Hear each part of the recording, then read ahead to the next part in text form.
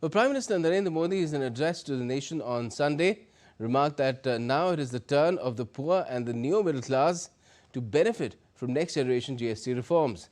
The simplified tax structure set to come into force starting Monday brings uniformity across food items with reduced number of tax slabs.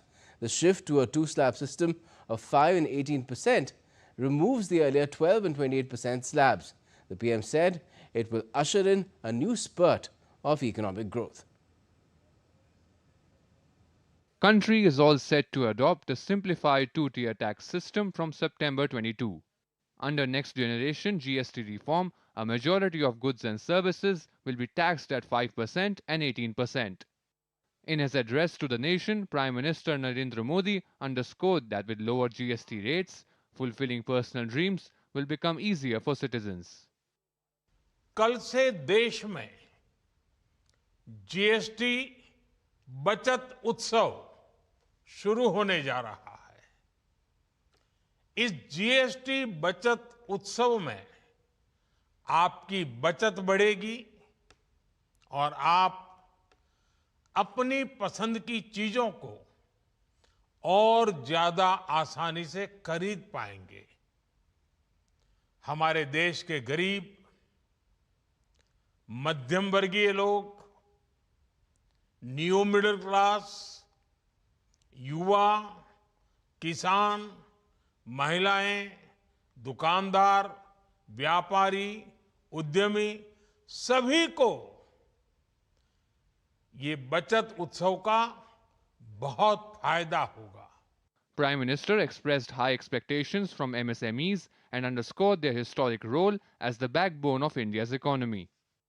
विकसित भारत के लक्ष्य तक पहुंचने के लिए हमें आत्मनिर्भरता के रास्ते पर चलना ही होगा और भारत को आत्मनिर्भर बनाने का बहुत बड़ा दायित्व हमारे एमएसएमईज यानी हमारे लघु, मध्यम और कुटीर उद्योगों पर भी है, जो देश के लोगों की जरूरत का है, जो हम देश में ही बना सकते हैं, वो हमें देश में ही बनाना चाहिए। Prime Minister called for every household to become a symbol of Swadeshi and every shop to be adorned with indigenous goods. PM encouraged citizens to proudly declare their commitment to Swadeshi, I buy Swadeshi, I sell Swadeshi, and stated that this mindset must become intrinsic to every citizen. He appealed to all state governments to actively support the Atmanirbhar Bharat and Swadeshi campaigns by boosting manufacturing in their regions with full energy and enthusiasm. Prime Minister noted that this year the government has gifted tax relief by making income up to 12 lakh rupees tax-free, bringing a substantial ease and convenience to middle-class lives. Highlighting the importance of simplified tax system, Prime Minister called the GST reform adopted in 2017 as beginning of a new chapter in the country's economic history. जब साल 2017 में भारत ने GST reform की तरफ कदम बढ़ाया था, तो एक पुराना इतिहास बदलने की और एक नया इतिहास रचने की शुरुआत हुई थी।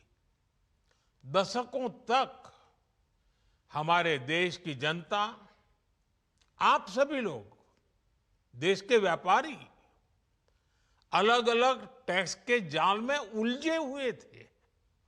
Octroi, entry tax, sale tax, excise, VAT, service tax, न जाने भांति भांति के दर्जनों टैक्स हमारे देश में थे।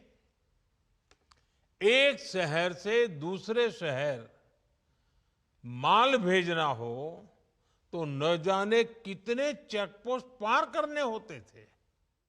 Prime Minister also shared a personal memory from 2014 when he assumed office as Prime Minister, mentioning a striking example published in a foreign newspaper.